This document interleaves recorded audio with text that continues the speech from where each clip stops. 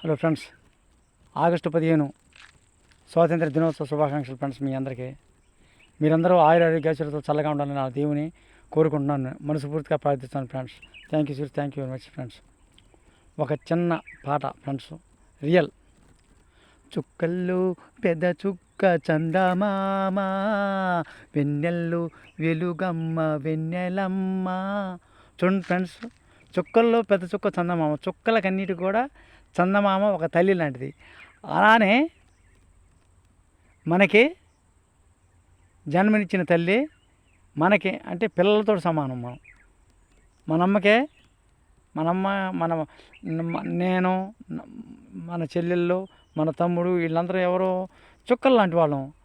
మన తల్లి ఒక చందమామ అన్నమాట, మన కనిపించిన తల్లి. అదనమాట తండ్రి నాయన, అమలార నాయనార. నేను చెప్పాలంటే ఇప్పుడు పిల్లల్ని చుక్కలతోటి పోల్చాను, ఇక్కడ చందమామని తల్లితోటి పోల్చాను. ప్రతి మనిషి చెప్పదలుచుకున్న విషయం ఇదే సార్. చందమామకైనా మచ్చ ఉంటుందో కానీ మహాతల్లి మన కని పెంచి మంచి చెడు అన్నీ చూసినాం. ఆ మహాతల్లికి కొంచెం